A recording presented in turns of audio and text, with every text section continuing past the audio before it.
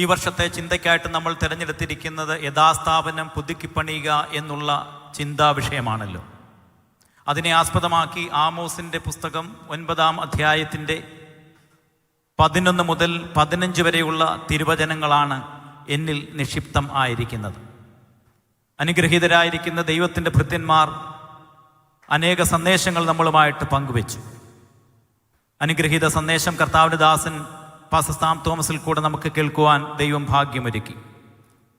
എന്നിൽ നിക്ഷിപ്തമായിരിക്കുന്ന ആ sub title എന്ന് പറയപ്പെടുന്നത് restoration insurance abundance in the whole area. യഥാസ്ഥാപനം ജീവിതത്തിൻ്റെ സമസ്ത മേഖലകളിലും വലിയ സമൃദ്ധി നൽകുന്നതാണ്. അത് നമ്മളുടെ ഭൗതിക, മാനസിക, ശാരീരിക മണ്ഡലങ്ങളുടെ മേൽ വലിയ അനുഗ്രഹങ്ങൾ പകരുന്നതാണ് എന്നുള്ളതാണ് എന്നിൽ നിക്ഷിപ്തമായിരിക്കുന്ന സബ് ടൈറ്റിൽ. നമുക്കറിയാം, ആമോസിൻ്റെ പ്രവചന പുസ്തകം ചെറിയ പ്രവാചകന്മാരുടെ ഗണത്തിലെ ആദ്യത്തെ പ്രവാചകനാണ് ആമോസ് എന്ന പ്രവാചകൻ. 8-ാം നൂറ്റാണ്ടിൽ ജീവിച്ചിരുന്ന BC 8-ാം നൂറ്റാണ്ടിൽ ജീവിച്ചിരുന്ന അനുഗ്രഹീതമായ പ്രവാചകൻ. ഏകദേശം 9 അധ്യായങ്ങളാണ് നമുക്ക് കാണാൻ സാധിക്കുന്നത്. നമ്മുടെ ആപ്തവാക്യം 9-ാം അധ്യായത്തിൻ്റെ 11-ാമത്തെ വാക്യമാണ്. അന്നാളിൽ ദാവീദിൻ്റെ വീണുപോയ കൂടാരം പണിയപ്പെടും, അതിൻ്റെ ഇടിവുകളെ ദൈവം നിവർത്തും. ശൂന്യമായ പട്ടണങ്ങളെ അവൻ പണിയുകയും അവിടെ മുന്തിരിത്തോട്ടങ്ങൾ ഉണ്ടാക്കി ഫലം അനുഭവിക്കുകയും ചെയ്യും. ഇസ്രയേലിലെ പ്രവാസികളെ ദൈവം മടക്കി വരുത്തും. ആമോസിൻ്റെ പ്രവചനം അതിൻ്റെ 1 മുതൽ 6 വരെയുള്ള അധ്യായങ്ങൾ ഇസ്രയേലിനോടും യഹൂദയോടും അതിൻ്റെ സമീപ പ്രദേശങ്ങളായിരിക്കുന്ന 6 രാഷ്ട്രങ്ങളോടുമുള്ള ദൈവത്തിൻ്റെ അരുളപ്പാടാണ്. ദൈവം എല്ലാ പ്രിയപ്പെട്ടവരോടും എല്ലാ കാലത്തും സംസാരിക്കുന്നു. God is concern and care about all people. എല്ലാ പ്രിയപ്പെട്ടവരോടും എല്ലാ രാഷ്ട്രങ്ങളോടും എല്ലാ വ്യക്തികളോടും സംസാരിക്കുന്നവനാണ് സർവശക്തനായ ദൈവം. God is not an exclusive property of any particular person. ഏതെങ്കിലും വ്യക്തിയുടെ സ്വകാര്യ സമ്പത്തല്ല ദൈവം. He loves everyone. He is available to everyone. എല്ലാ പ്രിയപ്പെട്ടവരെയും സ്നേഹിക്കുകയും എല്ലാ പ്രിയപ്പെട്ടവർക്കും അവർക്ക് അവൈലബിൾ ആയിട്ടുള്ള ഒരു ദൈവമാണ് നമ്മൾ സേവിക്കുന്ന സർവശക്തനായ ദൈവം. അവൻ എല്ലാ രാഷ്ട്രങ്ങളോടും സംസാരിക്കുന്നു, അവൻ എല്ലാ വ്യക്തികളോടും സംസാരിക്കുന്നു. 7 മുതൽ 9 വരെയുള്ള അധ്യായങ്ങൾ പ്രത്യേകിച്ച് സ്പെസിഫിക് ആയിട്ട് ഇസ്രയേൽ എന്നറിയപ്പെടുന്ന ഉടമ്പടി ചെയ്ത സമൂഹത്തോടുള്ള ദൈവത്തിൻ്റെ ചില ദർശനത്തിൻ്റെ ന്യായവിധിയുടെ അരുളപ്പാട്, മടങ്ങി വന്നു കഴിഞ്ഞാൽ അവർക്ക് വേണ്ടിയുള്ള ദൈവത്തിൻ്റെ കരുതലുകളുമാണ് 7 മുതൽ 9 വരെയുള്ള അധ്യായങ്ങളിൽ രേഖപ്പെടുത്തിയിരിക്കുന്നത്. എന്ന് വെച്ച് കഴിഞ്ഞാൽ ദൈവം ഉടമ്പടി ചെയ്ത പ്രിയപ്പെട്ടവരോട് സംസാരിക്കുന്നു. ഉടമ്പടി തെറ്റിച്ചാൽ അത് ഇസ്രയേലാണെങ്കിലും അതിന് ശിക്ഷാവിധിയുണ്ട്. There is no favoritism for God. ദൈവത്തിന് മുഖപക്ഷം ഇല്ല. ഇന്ന് രാത്രിയിലും മുഖപക്ഷമില്ലാത്ത ദൈവത്തെ സേവിക്കുന്ന ദൈവജനത്തിനായി കരങ്ങളെ ഉയർത്തി ദൈവത്തിന് സ്തോത്രം ചെയ്യാം. ഇസ്രയേൽ എന്നറിയപ്പെടുന്ന ആ കൊച്ചു രാഷ്ട്രം നമ്മളുടെ പത്തനംതിട്ടയും ആലപ്പുഴ ഡിസ്ട്രിക്റ്റും മാത്രം വലിപ്പം വരുന്ന ഒരു സ്ഥലമാണ് ഇസ്രയേൽ എന്നറിയപ്പെടുന്നത്. ലോകത്തിലെ പ്രധാനപ്പെട്ട 3 മതങ്ങളുടെ സിരാകേന്ദ്രമാണ് ഇസ്രയേൽ. യഹൂദ മതത്തിൻ്റെയും മുസ്ലിം മതത്തിൻ്റെയും ക്രൈസ്തവ മതത്തിൻ്റെയും സിരാകേന്ദ്രമാണ് ഇസ്രയേൽ എന്നറിയപ്പെടുന്ന കൊച്ചു രാഷ്ട്രം. ലോകത്തിലെ ഓരോ വാർത്താ മാധ്യമങ്ങളും ഒരു ദിവസമെങ്കിലും BBC-യും ABC-യും ഏഷ്യാനെറ്റും സൂര്യയുമൊക്കെ ഒരു ദിവസങ്ങളെങ്കിലും ഈ രാജ്യത്തെ പറ്റി വാർത്താ മാധ്യമങ്ങളിൽ പ്രക്ഷേപണം ചെയ്യപ്പെടാറുണ്ട്. ലോകത്തിലെ പ്രധാനപ്പെട്ട 4 സാമ്രാജ്യങ്ങൾ, ബാബിലോണി സാമ്രാജ്യം, മേദ്യപേർസ്യ സാമ്രാജ്യം, ഗ്രീക്ക് സാമ്രാജ്യം, റോമൻ സാമ്രാജ്യം, ഈ കൊച്ചു രാഷ്ട്രവുമായിട്ട് ബന്ധപ്പെട്ടിരിക്കുന്നതാണ്. ലോക ചരിത്രത്തിൽ ഏറ്റവും കൂടുതൽ പ്രവാസം അനുഭവിച്ചവർ, ലോക ചരിത്രത്തിൽ ഏറ്റവും കൂടുതൽ യുദ്ധത്തിൽ കൂടെ കടന്നുപോയ പ്രിയപ്പെട്ടവർ, ലോക ചരിത്രത്തിൽ ഏറ്റവും കൂടുതൽ ഓടിപ്പോക്കിലും അടിമത്തത്തിലും അനുഭവിച്ച പ്രിയപ്പെട്ടവർ, നമ്മൾ അറിയപ്പെടുന്ന പത്തനംതിട്ട ആലപ്പുഴ ഡിസ്ട്രിക്റ്റിന്റെ മാത്രം വലിപ്പമുള്ള ഈ കൊച്ചു രാഷ്ട്രമാണ്. ഈ പ്രവചനം പ്രവചിക്കുന്ന കാലഘട്ടത്തിൽ, ആമോസിന്റെ കാലഘട്ടത്തിൽ, അന്ന് യഹൂദയിൽ ഉസിയാവെന്ന രാജാവാണ് ഭരിക്കുന്നത്. അതുപോലെ തന്നെ ഇസ്രയേലിൽ അന്ന് ഭരിക്കപ്പെടുന്നത് ജെറോബയാം എന്നറിയപ്പെടുന്ന പ്രസിദ്ധനായ രാജാവാണ്. അഭിവൃദ്ധിയുടെയും നേട്ടത്തിൻ്റെയും സമൃദ്ധിയുടെയും ഒക്കെ കാലഘട്ടമായിരുന്നു ആമോസ് പ്രവചിക്കുന്ന ആ രാജാക്കന്മാരുടെ കാലഘട്ടം. ആ കാലഘട്ടത്തിൽ സമ്പൽ സമൃദ്ധി ഉണ്ടായിരുന്നു. ഗോതമ്പ് വയലുകൾ, മുന്തിരിപ്പാടങ്ങൾ, ഒലിവ് തോട്ടങ്ങൾ, ഗതാഗതം വളരെയധികം വർദ്ധിച്ച ഒരു കാലഘട്ടമായിരുന്നു. എല്ലാ മേഖലകളിലും സമ്പൽ സമൃദ്ധി ഉണ്ടായിരുന്ന ഒരു കാലഘട്ടം. അതിനെക്കാട്ടിലും ഉപരിയായിട്ട് സൈനിക ശക്തിയിലും സുരക്ഷിതത്വത്തിലും പൊളിറ്റിക്കൽ അലയൻസിലും വർദ്ധിച്ചു നിന്ന ഒരു കാലഘട്ടമായിരുന്നു ആ കാലഘട്ടം. അന്നത്തെ ജനങ്ങൾക്ക് ഹേമന്തഗ്രഹവും ഗ്രീഷ്മഗ്രഹവും ദന്തഭവനങ്ങളുമൊക്കെ ഉണ്ടായിരുന്ന, സുഖലോലുപതയിൽ ജീവിക്കുവാൻ കഴിയുന്ന ഒരു പ്രധാനപ്പെട്ട കാലഘട്ടമായിരുന്നു അന്നത്തെ കാലഘട്ടം. മതഭക്തി വർദ്ധിച്ച കാലഘട്ടം, മത അനുഷ്ഠാനങ്ങൾ വളരെയധികം വർദ്ധിച്ചു വന്ന കാലഘട്ടം. ബെഥേസ്ദയടക്കം, ബർഷേബയടക്കം, ഗിൽഗാൽ അടക്കമുള്ള സ്ഥലങ്ങളിൽ ആരാധനാ കേന്ദ്രങ്ങൾ ജെറോബയാമിന്റെ നേതൃത്വത്തിൽ അമസ്യാ പുരോഹിതന്റെ ഇഷ്ടപ്രകാരം ആരംഭിച്ച് സുഖസമൃദ്ധിയിൽ കഴിയപ്പെടുന്ന പ്രത്യേക കാലഘട്ടം. എന്നാൽ ഈ കാലഘട്ടത്തിൽ അഭിവൃദ്ധി ഉണ്ടെങ്കിലും നേട്ടങ്ങൾ ഉണ്ടായിരുന്നുവെങ്കിലും അവിടെ ഉടമ്പടി ചെയ്ത ഇസ്രായേൽ ജനം ദൈവത്തോടും ദൈവത്തിൻ്റെ വചനത്തോടും കൂറുകാണിക്കാതെ അകന്നു പോയൊരു സാഹചര്യത്തിൽ ദൈവം ആ കാലഘട്ടത്തിൽ തിരഞ്ഞെടുക്കപ്പെട്ട പുരോഹിത ഗണത്തിൽപ്പെടാത്ത, പ്രവാചക ഗണത്തിൽപ്പെടാത്ത വെറുമൊരു ആട്ടിടയനായിരുന്ന, കർഷകനായിരുന്ന, സാധാരണക്കാരനായിരിക്കുന്ന ആമോസിനെ ദൈവത്തിന്റെ അരുളപ്പാട് അറിയിക്കുവാൻ വേണ്ടി പരിശുദ്ധ ആത്മാവ് തിരഞ്ഞെടുത്തുവെങ്കിൽ ഏത് കാലഘട്ടത്തിലും സ്വർഗത്തിലെ ദൈവം സാധാരണക്കാരനെ അവന്റെ ശബ്ദമാക്കി തീർക്കുന്നുവെങ്കിൽ ഈ കാലഘട്ടത്തിൽ ദൈവത്തിന്റെ ശബ്ദമായി ചില പ്രിയപ്പെട്ടവരെ തിരഞ്ഞെടുക്കുവാൻ ഈ അനുഗ്രഹീത കൺവെൻഷനിൽ പരിശുദ്ധാത്മാവ് ഇതിന്റെ ഈ രാത്രിയിൽ കർത്താവിന്റെ ആത്മാവ് നൽകി തരട്ടെ എന്ന് ദൈവസന്നിധിയിൽ ഞാൻ പ്രാർത്ഥിക്കുകയാണ്. 7 മുതൽ 9 വരെയുള്ള അധ്യായങ്ങളിൽ ഏകദേശം 5-ൽ പരം ദർശനങ്ങളാണ് ദൈവം ആമോസ് എന്ന് പറയപ്പെടുന്ന പ്രവാചകന് നൽകുന്നത്. 7-ാമത്തെ അധ്യായത്തിൽ 3 ദർശനങ്ങൾ ദൈവം നൽകുന്നുണ്ട്. അതിൽ 1-ാമത്തേത് ഇപ്രകാരമാണ്. 7-ാമത്തെ അധ്യായത്തിൽ രേഖപ്പെടുത്തിയിരിക്കുന്നത്, യഹോവയായ ദൈവം ഒരു തൂക്കുകെട്ട പിടിച്ചിരിക്കുന്നു, അത് മതിലിന്റെ മേൽ പിടിച്ചിരിക്കുകയാണ്. ആമോസ് കാണുന്ന ദർശനം അതാണ്. മതിൽ എന്ന് പറയപ്പെടുന്നത് ഇസ്രായേൽ ജനമാണ്. തൂക്കുകെട്ട അളക്കുവാൻ വേണ്ടി ഉപയോഗിക്കുന്ന ഉപകരണമാണല്ലോ തൂക്കുകെട്ട.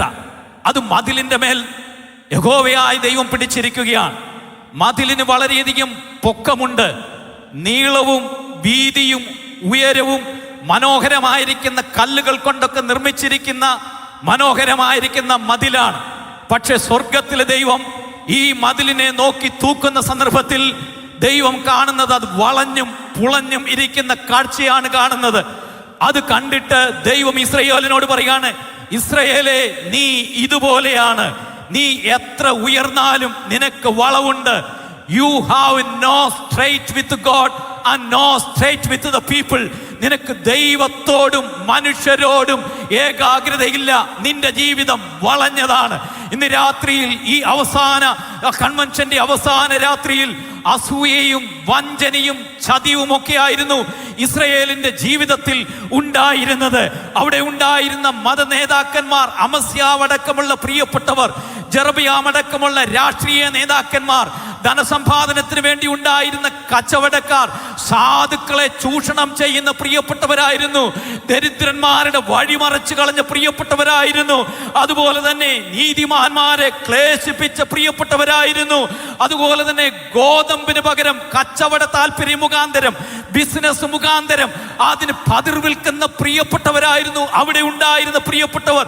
രാഷ്ട്രീയക്കാരും മത നേതാക്കന്മാരും ധനാഢ്യന്മാരും കൂടെ സാധുക്കളെ ചൂഷണം ചെയ്തു. അതുകൊണ്ട് ആമോസിന്റെ വാക്കുകൾക്ക് ഒരു കർഷകന്റെ തിക്താനുഭവങ്ങളുടെ ഗന്ധവും ചൂടും ഉണ്ടായിരുന്നു. അവന്റെ വിയർപ്പിന്റെ വലിയ ഈർപ്പം അവന്റെ ഓരോ വാക്കുകളിലും തീ പോലെ, ചാട്ടുളി പോലെ ആയിരുന്നു. അതുകൊണ്ട് അവൻ പറയാണ്, നിങ്ങൾ ന്യായത്തെ കാഞ്ഞിരം പോലെയും നീതിയെ നിലത്തിട്ട് ചവിട്ടിയും കളഞ്ഞിരിക്കുന്നു. ഇന്ന് രാത്രിയിൽ ദൈവസഭകളെ നോക്കി, നമ്മെ നോക്കി സ്വർഗത്തിലെ ദൈവം അളക്കുമ്പോൾ, are you straight with God? Are you straight with the people? ദൈവം അളന്നു നോക്കുന്ന ആ അളവിൽ ആ പ്രിയപ്പെട്ടവരെ സ്ട്രേറ്റ് ആയിട്ട് കണ്ടില്ല. ദൈവം വ്യക്തികളെ അളക്കുന്ന ദൈവമാണ്. ദൈവം രാഷ്ട്രങ്ങളെ അളക്കുന്ന ദൈവമാണ്. ഇസ്രയേൽ എന്നറിയപ്പെടുന്ന ആ രാഷ്ട്രം പണക്കൊതി മുഖാന്തരം, അധികാരത്തിന്റെ കൊതി മുഖാന്തരം ജീവിതത്തിൽ ന്യായത്തെ മാറ്റിമറിക്കുകയുണ്ടായി. ദൈവം അളന്നു നോക്കിയ സന്ദർഭത്തിൽ അവരിൽ ഒന്നും സ്ട്രെയിറ്റ് ആയിട്ട് കണ്ടില്ല. അതുപോലെ തന്നെ ദൈവം വ്യക്തികളെ അളക്കുന്നുണ്ട്. നമുക്കറിയാം, ബെൽഷസ്സറിന്റെ ചരിത്രം വായിക്കുമ്പോൾ അവനെ അളന്നു നോക്കി കുറവുള്ളവനെന്ന് കണ്ടു. ഇന്ന് രാത്രിയിൽ ദൈവം ചില പ്രിയപ്പെട്ടവരെ അളക്കുകയാണ്. വെളിപ്പാട് പുസ്തകത്തിൽ ദൈവം തന്റെ സഭയെ അളന്നു നോക്കുന്ന ചരിത്രം. ഓരോ സഭകളോടും ദൂത് പറയുമ്പോൾ ഇങ്ങനെ പറയുന്നു, ഞാൻ നിന്റെ പ്രവൃത്തി അറിയുന്നു. ഇന്ന് രാത്രിയിൽ സ്വർഗത്തിലെ ദൈവം നമ്മെ അളന്നു നോക്കിയാൽ, ഇന്ന് രാത്രിയിൽ ദൈവത്തിന്റെ സന്നിധിയിൽ നമ്മുടെ കരങ്ങൾ ബലപ്പെട്ടിരിക്കുമോ? ഇന്ന് രാത്രിയിൽ പ്രാർത്ഥനയ്ക്കായി ഈ കൺവെൻഷന് വന്നിരിക്കുന്ന ദൈവമക്കൾ, നമ്മുടെ കരങ്ങൾ ദൈവത്തിന്റെ സന്നിധിയിൽ ബലപ്പെട്ടിരിക്കുമോ? ദൈവം അളക്കുന്ന ദൈവമാ. 8-ാമത്തെ അധ്യായത്തിൽ മറ്റൊരു ദർശനത്തെയാണ് ദൈവം ആമോസിന് കാണിച്ചു കൊടുക്കുന്നത്. 8-ാം അധ്യായം വായിക്കുന്ന സന്ദർഭത്തിൽ അവിടെ ഒരു കൊട്ട പഴുത്ത പഴമാണ് കാണുന്നത്. ഇസ്രയേലിനെ ദൈവം നോക്കുന്ന സന്ദർഭത്തിൽ അവർ പഴുത്തതാണ്, ഭംഗിയുള്ളതാണ്, മാംസളമായതാണ്, നിറമുള്ളതാണ് ആ പ്രിയപ്പെട്ടവർ. പക്ഷെ അകത്ത് വളരെയധികം പഴുപ്പ് നിറഞ്ഞിരിക്കുകയാണ്. സ്വർഗത്തിലെ ദൈവം ആമോസിന് ദർശനം നൽകുമ്പോൾ പറയുകയാണ്, ഒരു കൊട്ട പഴുത്ത പഴം കാണുന്നു. നിന്റെ ജീവിതവും നിന്റെ ആത്മീയതയും എല്ലാം വളരെ ഭംഗിയുള്ളതാണ്. നിന്റെ FB-യിലെ പോസ്റ്റും അതുപോലെ തന്നെ ഡിജിറ്റൽ വർഷിപ്പും എല്ലാം വളരെയധികം അലങ്കാരം നിറഞ്ഞത് തന്നെയാണ്. എന്നാൽ പുറത്തെ ആകർഷണം കൊണ്ട് ദൈവത്തെ പ്രസാദിപ്പിക്കുവാൻ കഴിയുകയില്ല. ബാഹ്യമായിരിക്കുന്ന പ്രകടനങ്ങൾ കൊണ്ട് സ്വർഗത്തിലെ ദൈവത്തെ പ്രസാദിപ്പിക്കുവാൻ കഴിയത്തില്ല. നീ ചെയ്യുന്ന പലതും ഭംഗിയുള്ളതായിരിക്കാം, ആകർഷണമുള്ളതായിരിക്കാം, കളർഫുൾ ആയിരിക്കാം, നിറമുള്ളതായിരിക്കാം. എന്നാൽ അത് ബാഹ്യപ്രവർത്തനങ്ങൾ കൊണ്ട് സ്വർഗത്തിലെ ദൈവത്തെ പ്രസാദിപ്പിക്കുവാൻ കഴിയത്തില്ല. ആമോസിന്റെ പുസ്തകം 5-ാമത്തെ അധ്യായത്തിൽ അവിടെയെല്ലാം സഭകൾ ഉണ്ടായി. ബഥേലിൽ സഭയുണ്ട്, ഗിൽഗാലിൽ സഭയുണ്ട്, ബർഷേബയിൽ സഭയുണ്ട്. ബഥേൽ ഒരു കാലഘട്ടത്തിൽ ദൈവം മഹത്വം ഇറങ്ങിയ സ്ഥലമാണ്. ഗിൽഗാൽ ഒരു കാലഘട്ടത്തിൽ നിന്ന ഉരുട്ടുമാറ്റി പരിച്ഛേദനയേറ്റ ഗ്രൂപ്പിന്റെ സ്ഥലമാണ്. ബർഷേബ പിതാക്കന്മാർക്ക് വളരെ പ്രധാനപ്പെട്ട സ്ഥലമാ ബർഷേബ. അവിടെയാണ് ദൈവത്തിന്റെ ആർദ്രത ഇറങ്ങി വന്ന സ്ഥലമാ. പക്ഷെ ആമോസിന്റെ പദങ്ങൾ ഇസ്രായേൽ ജനത്തെ നോക്കിയിട്ട് പറയാണ്, ബഥേലിൽ നിങ്ങൾ പോകരുത്, നിങ്ങൾ ബർഷേബയിലേക്ക് കടക്കരുത്. അവരുടെ സഭായോഗങ്ങളിൽ എനിക്ക് പ്രസാദമില്ല, നിങ്ങളുടെ പാട്ടുകൾ ഞാൻ ശ്രദ്ധിക്കുന്നേയില്ല, നിങ്ങളുടെ ഉത്സവങ്ങൾ എനിക്ക് വെറുപ്പാകുന്നു. ആന്തരികത നഷ്ടപ്പെട്ടിരിക്കുന്ന ആത്മീയതയും അതുപോലെ തന്നെ ആരാധനയും ദൈവത്തിന് ഇഷ്ടമല്ല. ആകർഷകമായിരിക്കുന്ന വേഷം കണ്ടേക്കാം, ആകർഷകമായിരിക്കുന്ന സംഭാഷണമായിരിക്കാം മറ്റുള്ളവരോട്. പക്ഷെ ദൈവം ആഗ്രഹിക്കുന്നത്, God is not interested in your rituals, but God is interested in the reality. നമ്മുടെ റിലീജിയസ് പ്രാക്ടീസിലല്ല ദൈവം പ്രസാദിക്കുന്നത്. ദൈവത്തിന് ആവശ്യം ഹല്ലേലൂയ നീതി വെള്ളം പോലെയും ന്യായം വറ്റാത്ത കവിഞ്ഞൊഴുകുന്ന പ്രവാഹം പോലെ ഉണ്ടാകണം. ഇന്ന് രാത്രി ദൈവസഭയ്ക്കുണ്ടാകേണ്ടത് നീതി വെള്ളം പോലെ ന്യായത്തിന്റെ ഒരു വലിയ കവിഞ്ഞൊഴുക്ക് ഇന്ന് രാത്രിയിൽ പരിശുദ്ധാത്മാവ് ദൈവത്തിന്റെ സഭയ്ക്ക് നൽകട്ടെ. Church and the society must rooted in justice, peace and love. ദൈവത്തിന്റെ സഭ, കുടുംബങ്ങൾ, കമ്മ്യൂണിറ്റികൾ നീതിയിലും ന്യായത്തിലും അധിഷ്ഠിതമായിരിക്കണം. ഇസ്രയേലിനെ നോക്കുമ്പോൾ ഭംഗിയുള്ളതാണ്, ആകർഷണമുള്ളതാണ്, പുറമേ എല്ലാം നല്ലത് തന്നെയാണ്.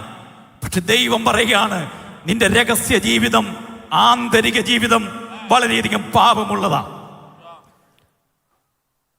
9-ാമത്തെ അധ്യായത്തിൽ മറ്റൊരു ദർശനമാണ് ദൈവം ആമോസിനെ കാണിക്കുന്നത്. ഇസ്രായേലിനോടുള്ള ബന്ധത്തിൽ 9-ാമത്തെ അധ്യായത്തിൽ യഹോവ യാഗപീഠത്തിന്റെ മേൽ നിൽക്കുകയാണ്, ആൾട്ടറിൽ നിൽക്കുകയാണ്. യാഗപീഠത്തിൽ നിന്നിട്ട് ദൈവം പറയുകയാണ് പോതിക കൊണ്ട് ആലയത്തിന്റെ മേൽക്കൂര അടിക്കാനായിട്ട്. ശ്രദ്ധിക്കുക, ദേവാലയം അടച്ചു പൂട്ടുവാൻ പറഞ്ഞത് ഒരു മതവിരോധിയോ നിരീശ്വരവാദിയോ അല്ല. ദേവാലയം അടച്ചു പൂട്ടുവാൻ, അടിച്ചുടയ്ക്കുവാൻ ദൈവം ദർശനം കൊടുക്കുകയാണ്. എന്ന് വെച്ച് കഴിഞ്ഞാൽ നീതിരഹിതമായിരിക്കുന്ന ജീവിതത്തിന് പ്രോത്സാഹനം നൽകുന്നതിനെയെല്ലാം സ്വർഗത്തിലെ ദൈവം അടിച്ചുടയ്ക്കും എന്നാണ് 9-ാമത്തെ അധ്യായത്തിലെ ദർശനത്തിൽ പറഞ്ഞിരിക്കുന്നത്. അതുകൊണ്ട് യഹോവയുടെ കണ്ണ് പാപമുള്ള ദേശത്തിന്റെ മേലിരിക്കുന്നു. 9-ാമത്തെ അധ്യായത്തിൽ അനുഗ്രഹം തേടി വന്നിരിക്കുന്ന ആരാധനാലയത്തിലേക്ക് വന്ന പ്രിയപ്പെട്ടവരുടെ മേൽ ദേവാലയം ഇടിഞ്ഞു വീഴത്തക്ക രീതിയിലുള്ള ഒരു ദർശനമാണ് കാണിക്കുന്നത്. ആരും രക്ഷപ്പെടത്തില്ല എന്ന പ്രവാചകൻ പറയുന്നത്. നിങ്ങൾ പർവ്വതങ്ങളിലേക്ക് ഓടിപ്പോയാലും, നിങ്ങൾ പാതാളങ്ങളിൽ മറഞ്ഞിരുന്നാലും, നിങ്ങൾ സമുദ്രത്തിലേക്ക് പോയാലും ആരും രക്ഷപ്പെടുകയില്ല. BC 724 അസീറിയ ഇസ്രയേൽ പിടിച്ചടക്കുകയാണ്. അസീറിയ ഇസ്രയേൽ പിടിച്ചെടുത്തു. 10 ഗോത്രങ്ങൾ അപ്രത്യക്ഷമായി. ശമരിയ പട്ടണം നിലംപരിചായി. പ്രവാസത്തിലേക്ക് അനേക പ്രിയപ്പെട്ടവർ കടന്നു പോകേണ്ടതായിട്ട് വന്നു. BC 598 ശേഷം ബാബിലോൺ സാമ്രാജ്യം യൂദ പിടിച്ചെടുക്കുകയുണ്ടായി. അവരുടെ കോട്ടകൾ തീവച്ചു, ദേവാലയം ചുട്ടരിച്ചു, ദേവാലയത്തിന്റെ അകത്തുണ്ടായിരുന്ന പല ഉപകരണങ്ങളും എടുത്തുകൊണ്ടുപോയി. രാജാവിന്റെ പുത്രന്മാരെ അവരുടെ കണ്ണിന്റെ മുൻപിൽ വെച്ച് തന്നെ വധിച്ചു. അന്നത്തെ അവസാനത്തെ രാജാവായിരുന്ന സാദോക്ക് രാജാവിന്റെ കണ്ണു കുത്തിപ്പൊട്ടിച്ചു. ചങ്ങലക്കിട്ടുകൊണ്ട് ബാബേലിലേക്ക് പോയി. ആയിരക്കണക്കിന് യൗവനക്കാരെ ബാബേലിലേക്ക് പിടിച്ചുകൊണ്ടുപോയി. ദേവാലയം തീർന്നു, അവരുടെ സ്ഥലം തീർന്നു.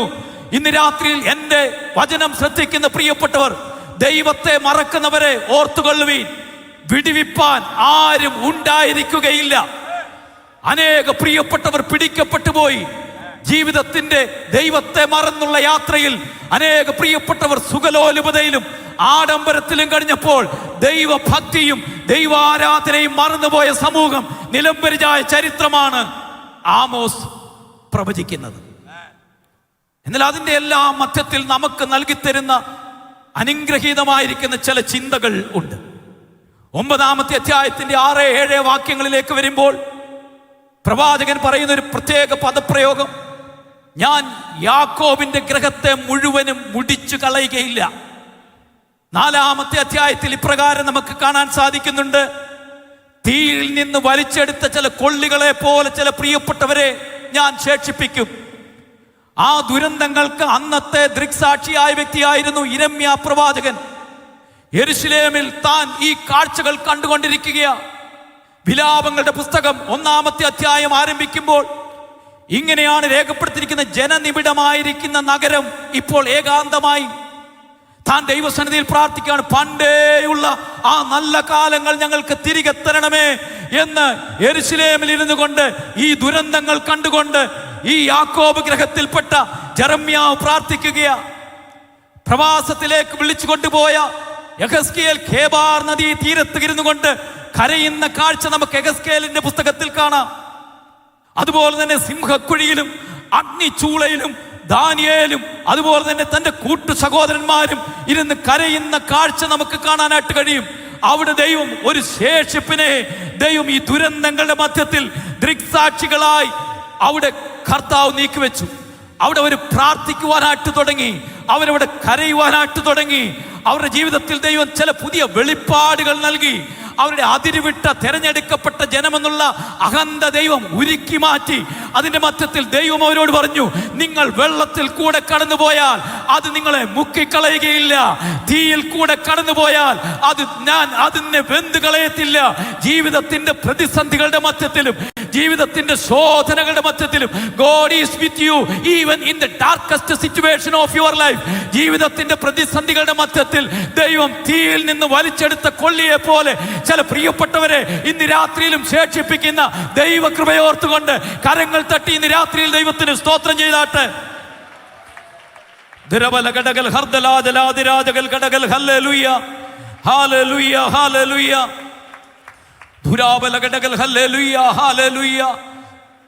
കരയുവാനും പ്രാർത്ഥിക്കുവാനും നിലവിളിക്കുവാനും സ്വർഗത്തിലെ ദൈവത്തിന്റെ സന്നിധിയിൽ ഈ പ്രിയപ്പെട്ടവർ ആരംഭിച്ചു.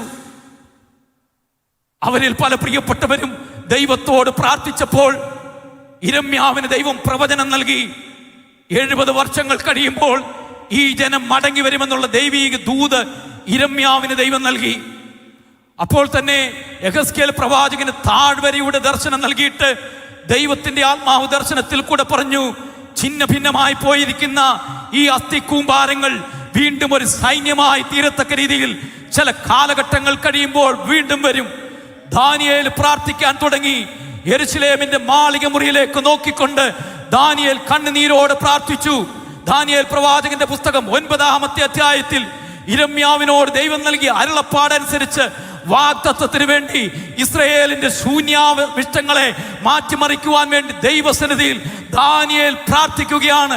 ദൈവസന്നിധിയിൽ ദാനിയേൽ പ്രാർത്ഥിച്ചപ്പോൾ എസ്രായുടെ പുസ്തകം 1-ാമത്തെ അധ്യായത്തിൽ പേർഷ്യൻ മതത്തിൽപ്പെട്ട പ്രിയപ്പെട്ടവൻ അഥവാ അഹുരമസ്ത എന്ന ദൈവത്തെ വിളിക്കുന്നവൻ, സെന്തവസ്ത എന്ന റിലീജിയസ് സ്ക്രിപ്ചർ ഉപയോഗിക്കുന്ന സൈറസ് എന്ന പ്രിയപ്പെട്ടവനെ സ്വർഗത്തിലെ ദൈവം അവന്റെ മനസ്സിനെ ഉണർത്തി. God is faithful in the promises. ഇന്ന് രാത്രിയിലും വാഗ്ദത്തം ചെയ്ത ദൈവം വിശ്വസ്തനാണെന്ന് വിശ്വസിക്കുന്ന എത്ര ദൈവമക്കളുണ്ട്.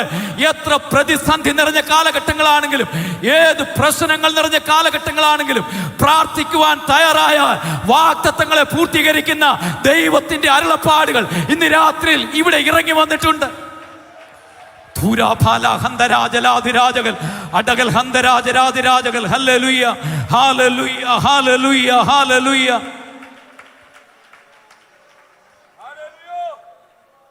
ദൈവസന്നിധിയിൽ പ്രാർത്ഥിക്കുവാനായിട്ട് തുടങ്ങി.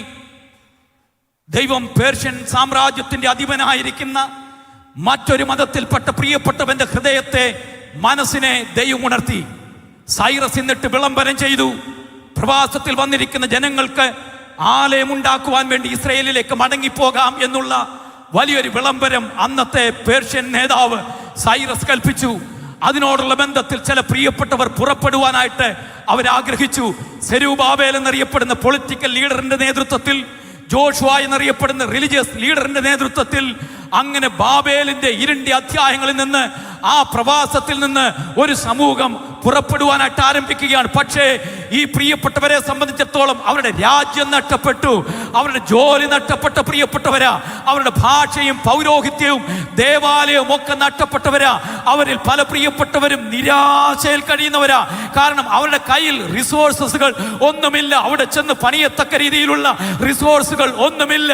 പല സെരൂബാബേൽ അടക്കമുള്ള പ്രിയപ്പെട്ടവർ വളരെ നിരാശയിലാണ്. എന്നാൽ സക്കറിയ പ്രവാചകനെ ഉണർത്തിയിട്ട് പറയുകയാണ്, സെരൂബാബേലിന്റെ മുൻപിലുള്ള മഹാപർവ്വതമുണ്ടല്ലോ, നിനക്ക് പുറപ്പെടുവാൻ കഴിയത്തില്ല എന്ന് കരുതുന്ന ആ ഭയാനകമായ സാഹചര്യമുണ്ടല്ലോ, അതിന്റെ മുൻപിൽ സൈന്യത്താലല്ല ശക്തിയാലല്ല ദൈവത്തിന്റെ പരിശുദ്ധാത്മാവിനാൽ നിങ്ങൾക്ക് പുറപ്പെടാൻ കഴിയും. ഇന്ന് രാത്രിയിൽ മുൻപിൽ റിസോഴ്സസുകളില്ല, മുൻപിൽ പലപ്പോഴും ജീവിതത്തിൽ നിരാശയാണ്.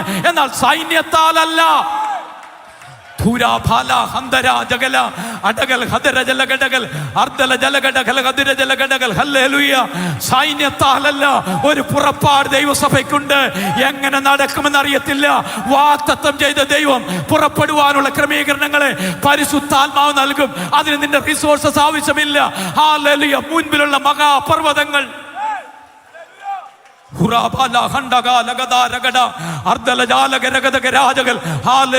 ഏത് മേഖലകൾ, സാമ്പത്തികത്തിന്റെ മേഖലകൾ അടച്ചു വെച്ചിരുന്നാലും, ഏത് സാഹചര്യങ്ങൾ അടഞ്ഞു പോയാലും ദൈവം തന്റെ സഭയെ പണിയുന്ന ദൈവമാ.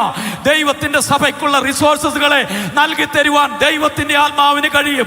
അത് സൈന്യത്താലല്ല, ശക്തിയാലല്ല, ദൈവത്തിന്റെ പരിശുദ്ധ ആത്മാവിനാൽ സഭയുടെ മുന്നോട്ടുള്ള പുരോഗതിക്ക് ആവശ്യമാകുന്ന അത്ഭുതമായ ക്രമീകരണങ്ങൾ ചെയ്തു തരുവാൻ ദൈവാത്മാവിന് കഴിയും.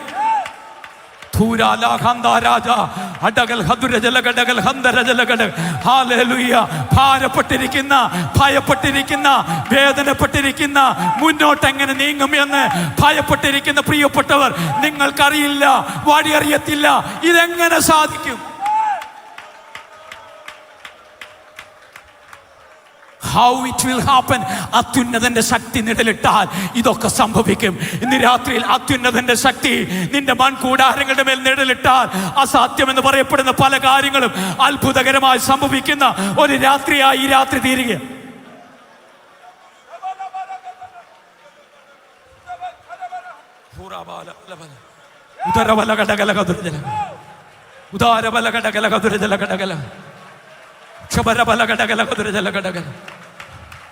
ദുരബലഘടകൽ ഹൂറാബലബലബലഘടകൽ ഉദരബലഘടകൽ ഹർദലജലഘടകൽ ഹൂറാബാബാബ.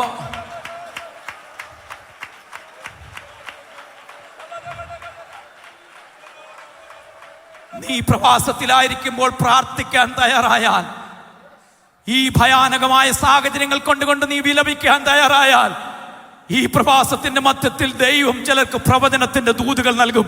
ഇരമ്യാവിന് നൽകിയതുപോലെ ഈ കണ്ണുനീരിന്റെ താഴ്വരകളിൽ എല്ലാം ചിന്ന ഭിന്നമാണ് എന്ന് കരുതുന്ന സാഹചര്യങ്ങളിൽ കരയാൻ തയ്യാറായാൽ അസ്ഥി താഴ്വരകളുടെ ദർശനം നിങ്ങൾക്ക് ദൈവം നൽകി തരും. ഇന്ന് രാത്രിയിൽ ദൈവം ചില പ്രവാചകന്മാരെ എഴുന്നേൽപ്പിക്കുകയാണ്.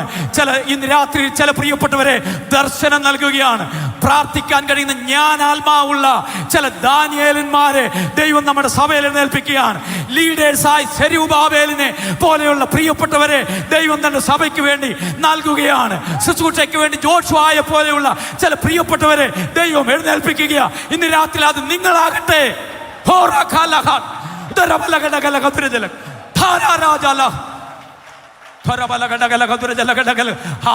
പ്രവചനത്തിന്റെ ആത്മാവ്, ദർശനത്തിന്റെ ആത്മാവ്, ലീഡർഷിപ്പിന്റെ ആത്മാവ്, ജ്ഞാനത്തിന്റെ ആത്മാവ്, ശുശ്രൂഷയുടെ ആത്മാവ് ഇന്ന് രാത്രിയിൽ സൈന്യത്താലല്ല, ശക്തിയാലല്ല, ദൈവത്തിന്റെ പരിശുദ്ധ ആത്മാവ് ഇന്ന് തന്റെ ജനത്തിന്റെ മേൽ പകർന്നുകൊണ്ടിരിക്കുന്ന ആ വലിയ ദൈവകൃപയ്ക്കായി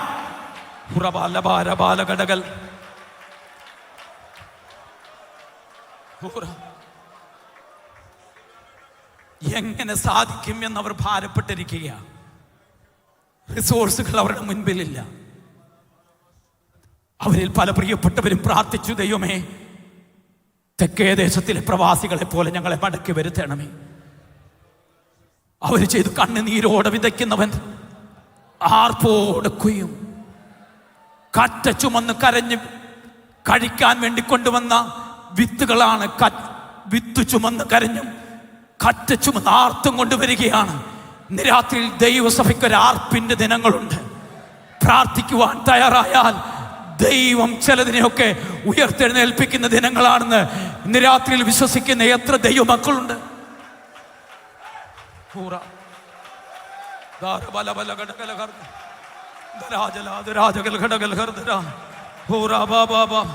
So God is bringing back the harvest.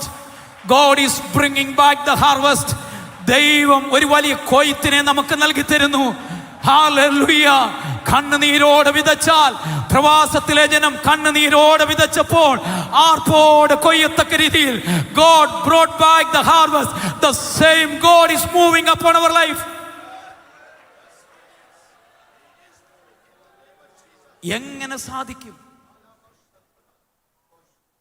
9-ാം അധ്യായത്തിന്റെ 11-12 വാക്യങ്ങൾ പറയുകയാണ്. അന്നാളിൽ ഞാൻ ദാവീദിന്റെ വീണുപോയ കൂടാരത്തെ പണിയും, അതിൻ്റെ ഇടിവുകളെ ഞാൻ നിവർത്തും. ആർക്കാണ് ഈ ഇടിവുകളെ നിവർത്താൻ കഴിയുന്നത്? ആർക്കാണ് ഇത് പണിയാനായിട്ട് കഴിയുന്നത്? യെരുശലേം കൗൺസിലിന്റെ മോഡറേറ്റർ ആയിരിക്കുന്ന യാക്കോബ് വിളിച്ചു പറയുകയാണ് അപ്പോസ്തല പ്രവൃത്തികളുടെ പുസ്തകം 15-ാമത്തെ അധ്യായത്തിന്റെ 15-ാമത്തെ വാക്യത്തിൽ, അന്നാളിൽ ദാവീദിന്റെ കൂടാരത്തെ അവൻ പണിയും, അതിൻ്റെ ഇടിവുകളെ അവൻ നിരത്തും, സകല ജാതികളും അവനെ അന്വേഷിക്കും. അത് നിവർത്തുവാനും പണിയുവാനും കഴിയുന്നത് Jesus is the master builder. ഇന്ന് രാത്രിയിൽ നമ്മുടെ ജീവിതത്തെ ചമയ്ക്കുവാൻ, നമ്മുടെ വീഴ്ചയെ പണിയുവാൻ കഴിയുന്നത് യേശു എന്ന നല്ല പണികാരനാണ്. ഇന്ന് രാത്രിയിൽ യേശു നമ്മുടെ മധ്യത്തിൽ വന്നിട്ടുണ്ട്. യാക്കോബ് പറയുകയാണ്, അവൻ പണിയും, ദാവീദിന്റെ വീണുപോയ കൂടാരത്തെ സർവശക്തനായ ദൈവം പണിയും. ബൈബിൾ ഉടനീളം ദൈവം തന്റെ പണിയുടെ ചരിത്രമാണ് നമുക്ക് കാണാൻ കഴിയുന്നത്. ഈ കൺവെൻഷന്റെ പ്രഥമ രാത്രിയിൽ ദൈവഭക്തൻ ഇവിടെ ഓർപ്പിക്കുകയുണ്ടായി, ഉൽപ്പത്തി പുസ്തകം 1-ാമത്തെ അധ്യായത്തിൽ ശൂന്യമായതിനെ, പാഴായതിനെ പണിയുന്ന ദൈവത്തെ പറ്റി. So that turned the darkness turn into brightness. ഇരുണ്ടതിനെ ബ്രൈറ്റ് ആക്കി തീർത്ത സ്വർഗ്ഗത്തിലെ ദൈവം. അതുപോലെ തന്നെ the formless things turn into fruitfulness. ശൂന്യമായി കിടന്ന മണ്ഡലത്തെ പുഷ്പിക്കുവാൻ കഴിയുന്ന സ്വർഗത്തിലെ ദൈവം, വെള്ളത്തിന്റെ മീതെ പരിവർത്തിച്ച ദൈവത്തിന്റെ ആത്മാവ്. that turned the confusion into a conversion. ആ കൺഫ്യൂഷനായി നിറഞ്ഞിരുന്ന ആദ്യ ഭൂമി ശൂന്യവും പാഴുമായിരുന്നെങ്കിൽ സ്വർഗത്തിലെ ദൈവം അത് പണിതുവെങ്കിൽ നമ്മുടെ ജീവിതത്തെ പണിയും എന്ന് ആദ്യ രാത്രിയിൽ നമ്മൾ കേട്ടുവെങ്കിൽ, ഇന്ന് രാത്രിയിൽ പണിയുന്ന ദൈവത്തിന്റെ കൃപ സഭയുടെ മേൽ ഇറങ്ങി വന്നിട്ടുണ്ട്. മറ്റൊരു രാത്രിയിൽ നമ്മൾ കേട്ടു യെഹെസ്കേൽ പ്രവാചകന്റെ പുസ്തകം 37-ാമത്തെ അധ്യായത്തിൽ, പ്രവാസത്തിൽ ഛിന്ന ഭിന്നമായി പോയ അസ്ഥിക്കൂമ്പാരങ്ങളായ, ഡ്രൈ ആയിരിക്കുന്ന, സ്കാറ്റേഡ് ആയിരിക്കുന്ന, സെപ്പറേറ്റ് ആയിരിക്കുന്ന, ഒരിക്കലും ബന്ധപ്പെടുകയില്ല എന്ന് കരുതി മാറിയിരിക്കുന്നതിന്റെ മധ്യത്തില് അതിനെ പണിയുവാൻ ദൈവത്തിന്റെ ആത്മാവ് ഇറങ്ങി വന്ന് ഒരു സൈന്യമായി തീർന്ന ചരിത്രം നമ്മൾ കഴിഞ്ഞ രാത്രിയിൽ കേട്ടുവെങ്കിൽ, ഛിന്ന ഭിന്നമായതിനെ, ബന്ധം നഷ്ടപ്പെട്ടതിനെ, വേർപെട്ടതിനെ, ഉണങ്ങിപ്പോയതിനെ ജീവിപ്പിക്കുവാൻ, പണിയിക്കുവാൻ, യഥാസ്ഥാനപ്പെടുത്തുവാൻ സ്വർഗത്തിലെ ദൈവത്തിന് കഴിയും.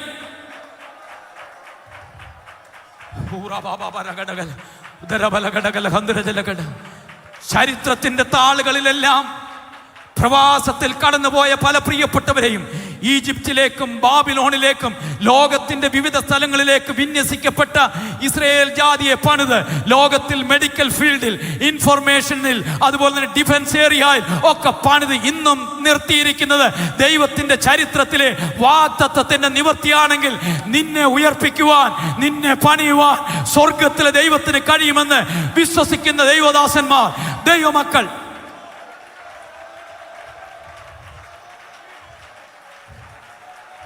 so Jesus is repairing our damages.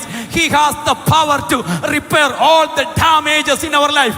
ജീവിതത്തിൽ വന്നുപോയ എല്ലാ ഡാമേജുകളെയും പണിയുവാൻ കഴിയുന്ന സർവശക്തനായ ദൈവം പ്രകൃതിയെ ചമച്ചുവെങ്കിൽ, ഇസ്രായേലിനെ ചമച്ചുവെങ്കിൽ, നിന്റെ ഡാമേജുകളെ പണിയാൻ കഴിയുന്ന ദൈവത്തിന്റെ കൃപയുടെ വലിയ വ്യാപാരം ഇന്ന് രാത്രി ഇവിടെ ഇറങ്ങി വന്നിട്ടുണ്ട്. He was repaired the damaged disciple. അപ്പോസ്തല പ്രവൃത്തി 2 നമ്മൾ കണ്ടു, വിദ്യാഭ്യാസമില്ലായിരുന്ന, മത്സ്യബന്ധനത്തിൽ ഏർപ്പെട്ടിരുന്ന, ഡാമേജ് ആയ ആ ശിക്ഷകണങ്ങളെ ദൈവം പണിതുവെങ്കിൽ, ഇന്ന് രാത്രിയിൽ കഴിവിനപ്പുറമായി പണിയാൻ കഴിയുന്ന ദൈവത്തിന്റെ കൃപയുടെ വ്യാപാരം.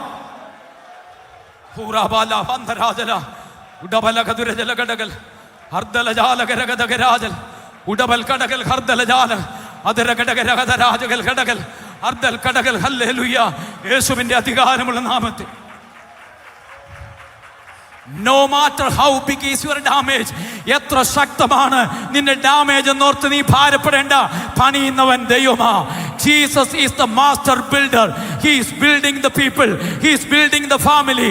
He is building the church. He is building your ministry. നിന്റെ മിനിസ്ട്രിയെ പണിയുന്ന, സഭയെ പണിയുന്ന, കുടുംബങ്ങളെ പണിയുന്ന ദൈവാത്മാവിന്റെ പരിവർത്തനം യേശുവിന്റെ നാമത്തിൽ ഇന്ന് രാത്രിയിൽ ഈ ഓഡിറ്റോറിയത്തിന് മേൽ അലയടിച്ചു കൊണ്ടിരിക്കുന്ന ദൈവ സാന്നിധ്യം ചില പ്രിയപ്പെട്ടവരുടെ ജീവിതത്തെ പണിതുകൊണ്ടിരിക്കുകയാണ്.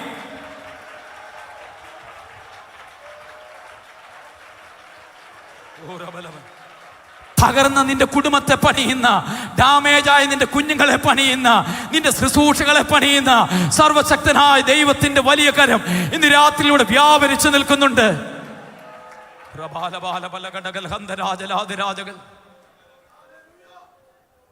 Our Lord is repairing all the damages. ദാവീദിന്റെ തകർന്നു പോയ കൂടാരത്തെ ദൈവം പണിയുന്ന ദൈവമാണ്. ബൈബിളിൽ മോശയുടെ കൂടാരമുണ്ട്, ദാവീദിന്റെ കൂടാരമുണ്ട്.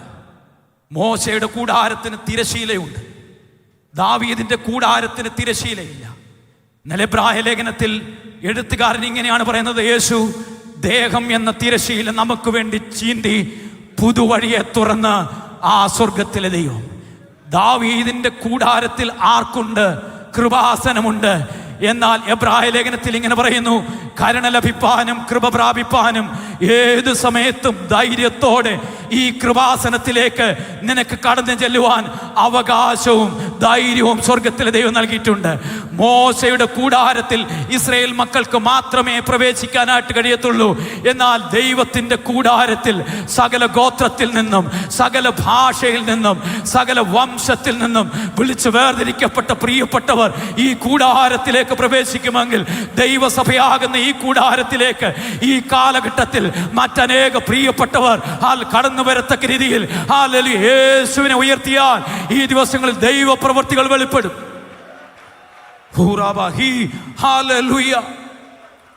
He is repairing our ruined life. നമ്മുടെ ജീവിതത്തിന്റെ ശൂന്യമായ അവസ്ഥകളെ പണിയുന്ന ദൈവമാണ്. നമുക്കെല്ലാം ഒരു പ്രതീക്ഷയുണ്ട്. ഇതാ മനുഷ്യരോടുകൂടെ ദൈവത്തിന്റെ കൂടാരം. അതാണ് ദൈവസഭയുടെ പ്രതീക്ഷയും ദൈവസഭയുടെ പ്രത്യാശയും എന്ന് പറയപ്പെടുന്നത്. ഇന്ന് രാത്രിയിൽ ആ പ്രതീക്ഷയുള്ള ദൈവമക്കളാണ് ഈ ശബ്ദം കേട്ടുകൊണ്ടിരിക്കുന്നത്. അങ്ങനെയെങ്കിൽ ഇന്ന് രാത്രി ഞാൻ പറയട്ടെ, നിങ്ങൾ ഓരോരുത്തരും ദൈവത്തിന്റെ കൂടാരങ്ങളാണ്. അതുകൊണ്ടാണല്ലോ യോഹന്നാൻ പറയുന്നത്, കൃപയും സത്യവും നിറഞ്ഞവനായി അവൻ നമ്മളുടെ ഇടയിൽ പാർത്തു. നിങ്ങൾ ഓരോരുത്തരും ദൈവത്തിന്റെ തേജസ് വഹിക്കുന്ന പ്രിയപ്പെട്ടവരാ. ഇവിടെ ഇരിക്കുന്ന എല്ലാ ദൈവഭൃത്യന്മാരും, അത് ചെറിയവരാണെങ്കിലും വലിയവരാണെങ്കിലും, നിങ്ങൾ ദൈവത്തിന്റെ തേജസ് വഹിക്കുന്ന പ്രിയപ്പെട്ടവരാ. You are carrying the glory of God. ദൈവത്തിന്റെ മഹത്വം ക്യാരി ചെയ്യുന്ന പ്രിയപ്പെട്ടവർ, ഇന്ന് രാത്രിയിൽ നിങ്ങളിൽ ദൈവപ്രവൃത്തികളുണ്ട്. ഇന്ന് രാത്രിയിൽ ശുശ്രൂഷകന്മാർ, ഈ മഹത്വം ക്യാരി ചെയ്യുന്ന പ്രിയപ്പെട്ടവർ, യെശയ്യാ പ്രവാചകൻ പറയുന്നത്, എഴുന്നേറ്റ് പ്രകാശിക്കുക, നിന്റെ പ്രകാശം വന്നിരിക്കുന്നു. ദൈവത്തിന്റെ തേജസ് നിന്നിൽ ഉദിച്ചിരിക്കുക.